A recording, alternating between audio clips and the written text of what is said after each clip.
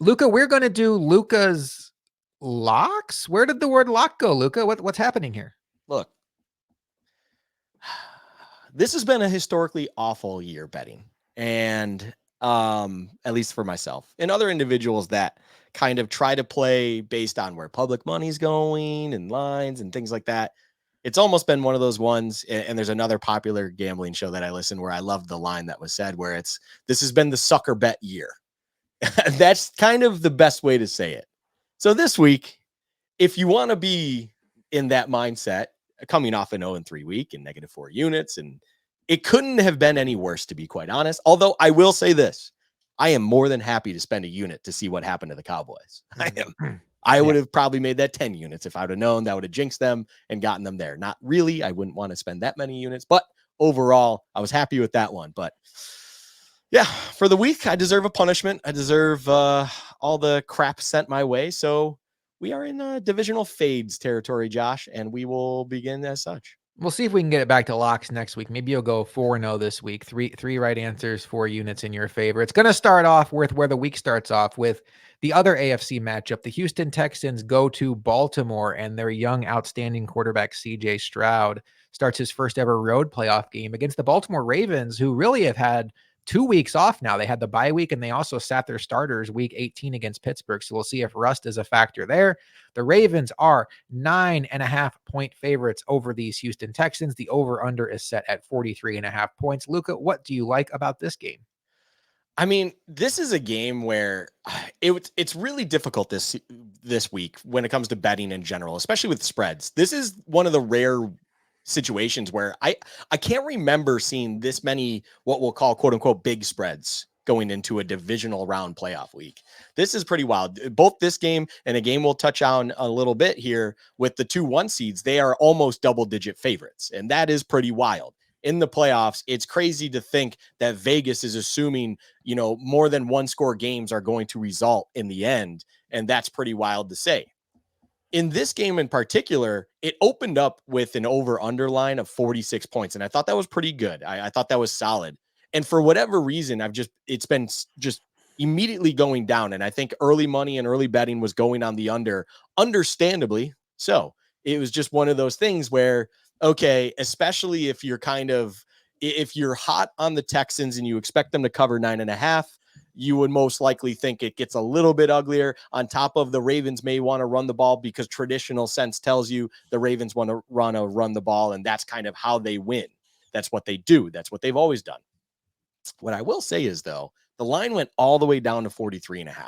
And when you really kind of peek under the hood of this game, I think CJ Stroud is as hot as can be. He's playing with house money, and he really feels that he belongs not only in this league in general, but he belongs among the final 8 that we see sitting here right now. And he is balling out. And I think it's crazy to see what they've been like on offense, even without what is deemed their biggest, downfield player in Tank Dell out for the season and probably effectively the beginning of next season due to the unfortunate injury of having him run block at the 1-yard line, which makes zero sense. So they're still a very productive offense in their own right. And I think the Ravens are a very good defense, but it's one of those things where a confident quarterback can probably still find a few avenues there. And then also you always have to remember, regardless if this is a blowout, there is garbage time. You get 60 minutes. On top of that, the Ravens aren't what we have come to be accustomed to going into this position. They do throw the ball. They do like to move the ball downfield. Mark Andrews looks like he is, I believe, back this week.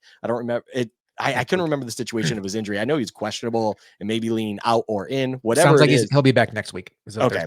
I remember it being up in the air a little bit, but regardless, the passing game doesn't have to go through him. And that was the point I was going to get to. Mm-hmm. There are receivers. There is Zay Flowers, my 2023 draft crush, who's killing it in his own right for the Ravens. There are things there where big plays can be had.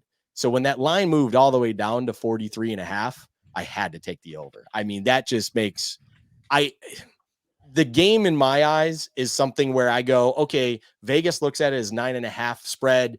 It opened at 8.5 and it actually moved up because people were putting money on the Ravens or they just feel that it was supposed to be that way. And regardless, I can see this easily being a game where it's 30-20 and that's clearing 43.5 by almost 7 points, something of that nature, because the Texans, they're they're a defense that I think can be had, and they're going to have to overcompensate for the run defending in all reality.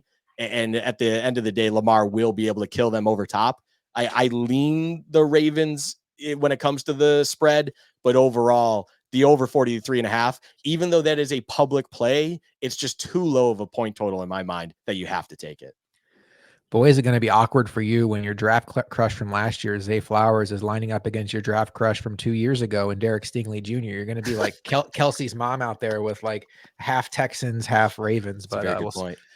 Let's see how that goes. All right. So over 43.5 is the play in the first game. And that will take us now to the second game on Saturday. The Green Bay Packers, with a surprising win by Vegas standards, traveling to San Francisco to take on the 49ers, who are off of a bye. The Packers looked super efficient on offense last week. Jordan Love looks like a star, much like everything you described about CJ Stroud. You probably could say about Jordan Love. They're getting their weapons back. They're getting Christian Watson back. Aaron Jones looks like he is in full form right now after his injury from midseason. The 49ers are favored by 9.5 points. They certainly have the recent playoff history to their advantage over Green Bay. Luka, how do you see this game going? This is going to be a fun game in my mind. I will say this. I love the over right out the gate. I like the over, even though it is a heavy 50.5. I think in San Fran, the one thing that people are going, it's like, well, Jordan Love's going to have to deal with that defense and, Bosa and all that stuff. It's like, technically right now, Green Bay won, by the way, is 8-2 to the over in their last 10. San Fran is 6-4 to the over in their last 10. These teams like to put up points, and they run efficient offenses right now. Green Bay's humming in their own regard. San Fran's humming in their own regard. But that is not where my lock is going. I say I like the over because there's another thing here. And this is where I start to go, look, I'm going against the public. There is a clear overreaction right now to the Packers. It is readily apparent in the betting world. It's even seen in kind of the national, where the trendy pick almost for an upset in my eyes that I keep seeing out there when someone's just throwing one out is that the Packers will beat the Niners, because I think people have the idea and the image of that Christmas Day game against the Ravens, where the Ravens just dismantled Brock Purdy and this offense, and they just didn't know what to do. And Kyle Shanahan he laid a stinker. That's just what happened on that Monday night game. It was just an absolute stinker of a game. I think that might be the most important thing going into this game. I think there is something to prove for the Niners. There is something they want to make sure they reestablish, because for a long stretch of time, this was believed to be the best team in the league. And some people, as you like to say all the time, believed it wasn't even close. The Niners are the clear class of the NFL. And then the Ravens showed that they are also among the best in the league. And they just caught the Niners also on a very, very bad day. So this kind of trend of the Packers should easily cover 9.5 and things like that. I think this is going to be kind of where earth comes down. The Packers come down to earth a little bit. And I still like Jordan Love and stuff. And I think points can be there for them. But San Fran's going to be on all cylinders. They are going to eat up this Packers defense. And I'm not saying, and I even said last week, I don't necessarily like the disrespect that the Packers defense gets even prior to last week, where it's like, but they still allow points. They still allow chunk plays to happen. And Kyle Shanahan is the guy to come in and exploit every deficiency you possibly have on the defensive side, and he will make it hum. This is probably going to be a massive Christian McCaffrey day. It is why, for fun fact here, Josh, if you weren't aware of betting and stuff for anytime touchdowns, don't even bother with Christian McCaffrey anytime touchdown for one. 2+ touchdowns for Christian McCaffrey is plus 130 last I checked on one sports book, which is absolutely absurd, because your average best line in 2+ touchdown scoring is 500 to 700.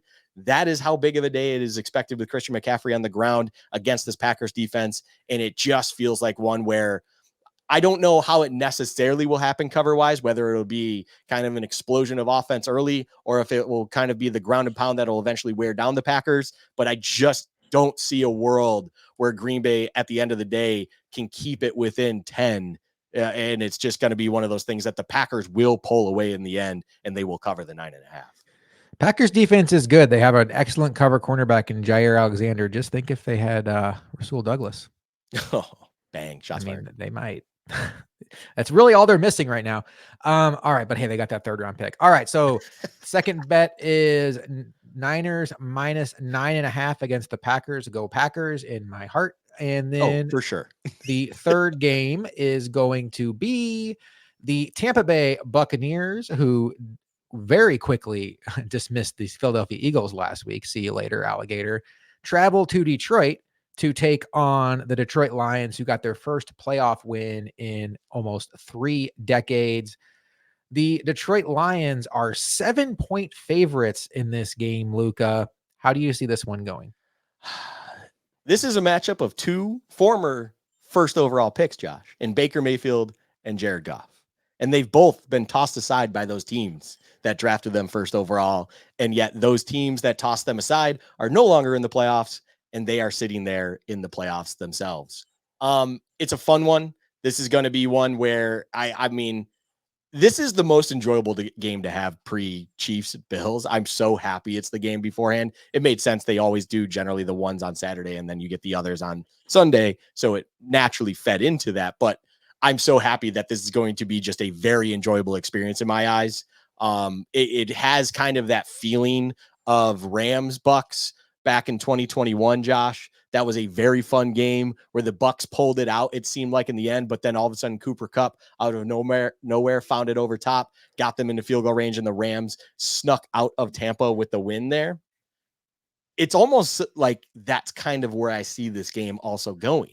It has a lot of vibes to it that is something like that. Detroit was apparently one of the loudest stadiums in NFL history altogether, and I think it will be a ruckus crowd there. But like, there's something about it where it just feels like there is just this weird thing going on with Tampa and Baker Mayfield in this passing game that it's not that it's working too good that it has to fail.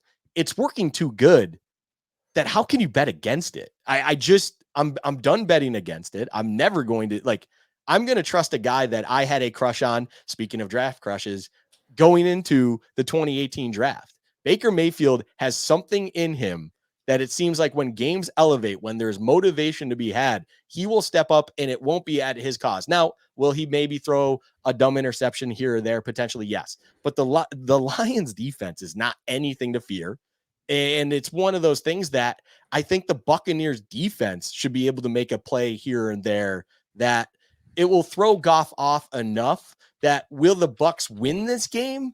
I'm not 100% confident in that, but I absolutely believe that they can keep it within a touchdown score. And I do believe they have a chance to win. They could potentially steal it in a way similar to what I said with that Bucs Rams game back in the 21 playoffs that I just think, or 22 playoffs, technically 21 season playoffs, whatever you want to call it. But regardless, I can say that I love Bucks +7. You buy the point right now. I believe it's currently sitting at 6 even or 6.5 in some places.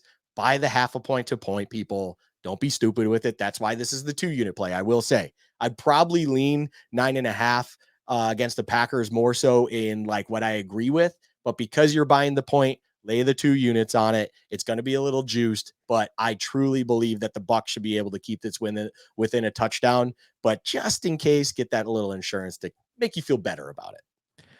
So for Luka's fades this week, we're going to go with Texans and Ravens over 43.5. The Niners minus 9.5 against the Packers. Again, go Packers. And then we have the Tampa Bay Buccaneers giving up 7 with Luka saying by the point spread is 6. Then the Tampa Bay Buccaneers giving up 7 at Detroit. And that will do it for the divisional round edition of Luka's Locks.